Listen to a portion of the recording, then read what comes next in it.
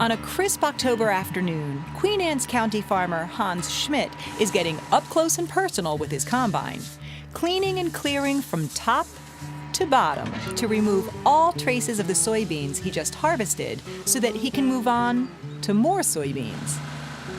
But why go to all this trouble just to fill her up with more of the same? We grow both GMO and non-GMO soybeans. We have to keep things separate through the whole season, from the time we plant the seed to the time those soybeans go to market. GMO stands for Genetically Modified Organism, which is an ominous-sounding mouthful. That acronym standing for Genetically Modified Organisms, I think people, when they see that, get a little scared. Some consumers prefer to buy products labeled as non-GMO. But earning the non-GMO label means extra work for the farmer. Making sure that your planters and your combines and your trucks are cleaned out. Making sure that the grain tanks that you store these soybeans in are all cleaned out. Most of Hans's genetically modified beans end up in poultry feed, while his non-GMO beans go to tofu manufacturers for human consumption. And we can get up to $2 a premium per bushel for those soybeans. But most of the nation's soybeans, 94%, are genetically modified. On the surface, they look no different from their non-GMO relatives, but this humble bean is at the center of a heated debate. What the general public is referring to when they say GMO is more or less genetically enhanced, where we're taking traits, i.e. genes, that are from any organism and delivering it in that crop plant. Tom Clemente is a research scientist with the University of Nebraska Lincoln's Center for Plant Science Innovation. If you ask him, genetically modified crops are just the next step in mankind's long march toward progress. It's been going on for centuries. Humans have been selecting a soybean plant to look like this, the yield to look like this, the pod structure to come out so they don't shatter in the field. But there's one key difference between traditional breeding and genetic engineering of plants. A soybean breeder is restricted to all the traits within the soybean breeding population. With this technology, we can take a trait from any organism and deliver it into a crop plant.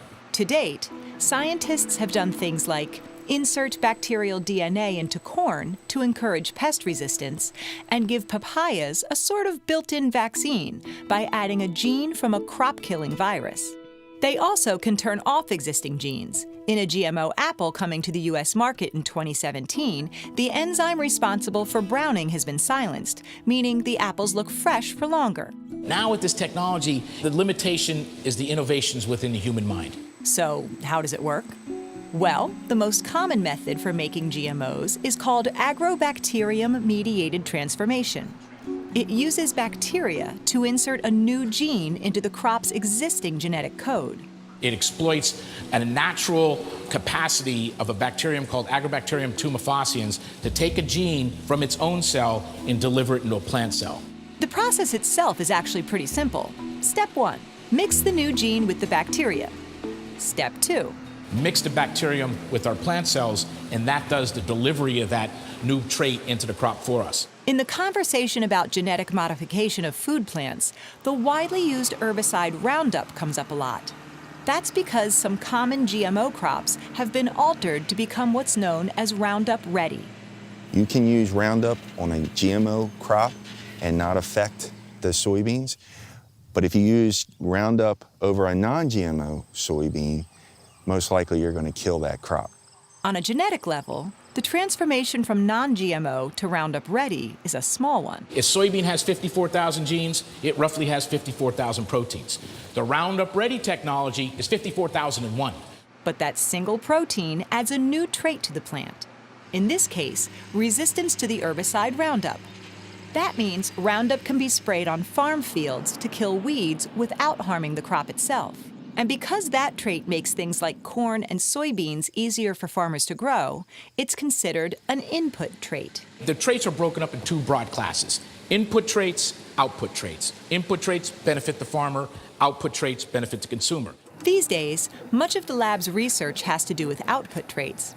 The soybeans in this test plot, for example, are much higher in omega-3 fatty acids than a standard soybean. and we're using this material to test for displacement of fish oil for aquaculture feeds, for a more cost-effective, sustainable production for aquaculture. But whether modified for the sake of the farmer or the consumer, there aren't many genetically modified food crops grown commercially in the U.S.